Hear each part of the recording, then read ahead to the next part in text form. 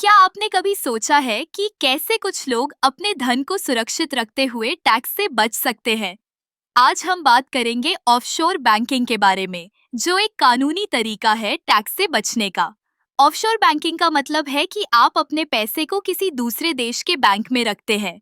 ये एक पूरी तरह से कानूनी प्रक्रिया है, लेकिन इसे समझना जरूरी है।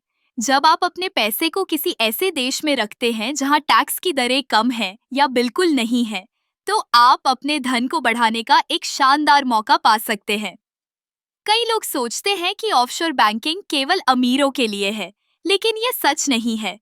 आजकल छोटे निवेशक भी इसका लाभ उठा सकते हैं। उदाहरण के लिए, अगर आप सिंगापुर या स्विट्जरलैंड जैसे देशों में अपना खाता खोलते हैं, तो आपको न केवल बेहतर ब्याज दरें मिलेंगी, बल्कि आपकी संपत्ति भी सुरक्षित रहेगी। अब सवाल यह है कि क्या यह पूरी तरह से सुरक्षित है? हाँ, अगर आप सही तरीके से काम करते हैं। आपको यह सुनिश्चित करना होगा कि आप सभी कानूनी प्रक्रियाओं का पालन करें। हर देश के अपने नियम होते हैं और आपको यह जानना होगा कि आपको कौन से दस्तावेजों की आवश्यकता होगी। इसके अलावा आपको यह भी ध्यान रखना होगा कि आपके देश के टैक्स कानून क्या कहते हैं।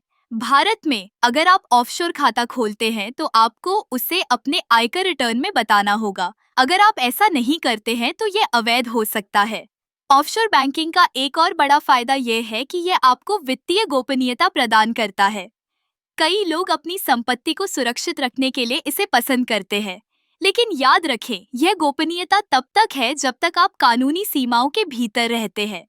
आपको यह भी समझना होगा कि ऑफशोर बैंकिंग में कुछ खर्चे आते हैं, जैसे कि खाता खोलने की फीस, वार्षिक शुल्क और कभी-कभी न्यूनतम बैलेंस की आवश्यकता। लेकिन अगर आप सही तरीके से योजना बनाते हैं, तो ये खर्चे आपके लिए फायदेमंद साबित हो सकते हैं। अंत में, ऑफशोर बैंकिंग एक ऐसा विकल्प है जो आपको टैक्स से बचने में मदद कर सकता है, लेकिन यह एक जिम्मेदारी भी है। सही जानकारी और उचित सलाह के साथ आप इसे अपने वित्तीय लक्ष्यों को प्राप्त करने के लिए एक शक्तिशाली उपकरण बना सकते हैं। याद रखें, हर कदम सोच समझकर उठाएं और हमेशा कानूनी दायरे में रहें। यही सही तरीका है अपने धन को सुरक्षित रखने और टैक्स से बचने का।